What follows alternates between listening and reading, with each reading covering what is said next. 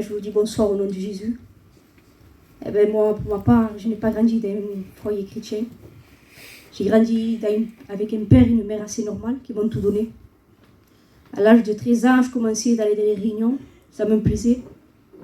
Puis, un soir, j'étais dans ma chambre et j'avais fait une prière à Dieu. Et j'avais demandé, Seigneur, si tu me donnes le baptême du Saint-Esprit, en échange, je me baptise, Jésus. Et dès que j'ai fini cette prière, je l'ai eue. Mais c'est pas pour ça que je me suis baptisée ensuite. Puis, quand il s'est passé ça, pour moi, c'est là que les angoisses et les peurs sont venues dans mon cœur. Et je ne comprenais pas pourquoi. Puis, j'étais jeune et ma mère, me voir comme ça, elle a décidé que j'aille plus dans les réunions. Puis, j'ai fondé ma vie comme ça. J'allais de temps en temps à la réunion, mais sans plus. Parce qu'un jour, je fondais un foyer. Et j'avais tout pour les biens. Un foyer, ma maison, ma fille. Et c'est là que mes angoisses sont revenues. Des angoisses à un point horrible. Je ne dormais plus la nuit. J'avais des peurs immenses. Le soir, je me réveillais, je pleurais comme un bébé. Et je ne comprenais pas pourquoi. Puis, j'avais décidé d'en parler à ma mère. Et elle, en tant que mère, elle arrivait un peu. Puis, 2-3 jours après, c'était toujours pareil. Puis, je suis allée vers elle. Et quand je suis allée vers elle, elle, en tant que mère, elle a voulu me booster. Et elle a dit, arrête maintenant, tu vois pas que tu te fais du mal. Mais en ce moment-là, c'est qu'elle ne sait pas. C'est que l'ennemi est venu me chuchoter à l'oreille, Seigneur. Et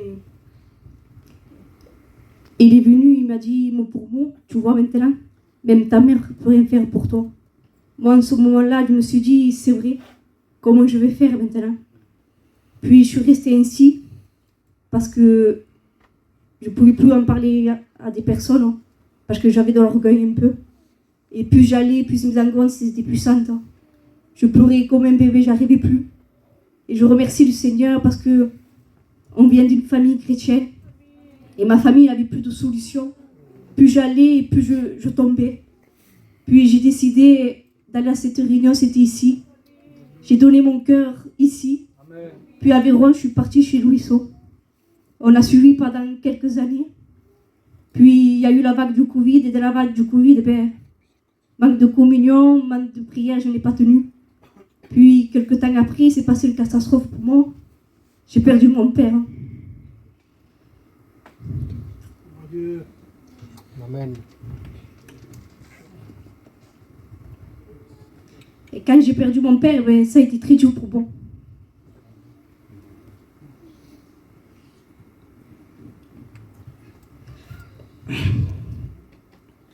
Ça a été très dur pour moi parce que mon père, c'était tout. C'était lui, sans lui, je n'ai jamais dit à ma famille, mais c'était le pilier de chez moi. Et pour moi, ça a été très dur. Puis, quand il s'est passé tout cela, ensuite, Rouen, lui, il a suivi dans ses réunions. Et peu de temps après, lui, il s'est baptisé, il a fait tout. Puis moi, je suis restée 3 ans ici. Je voulais de Dieu, mais c'était très dur pour moi. Parce que quand je laissais rentrer Jésus dans mon cœur, une tristesse et un manque venaient dans ma vie. Pourtant, je l'avais, cette tristesse, mais c'était bien plus pire quand je arrivais à la réunion. Jusqu'à un jour, Dieu a permis des choses dans la vie. Un jour, j'étais ma fille, elle n'était pas bien. Et elle était malade, avec le respect que je vous dois. J'étais dans ma chambre et Ron est parti à notre chambre pour dormir. Et Dieu a permis, à ce moment-là, dans mon sommeil, lui, Dieu allait le visiter dans son sommeil. Et moi, c'était la mauvaise chose qu'elle allait me visiter dans mon sommeil. Et c'est là que j'ai réalisé que si je partais de ce monde, je ne partais pas auprès de Dieu. Et j'ai pris une décision dans ma vie, je ne pouvais pas rester ainsi, m'habituer à cela.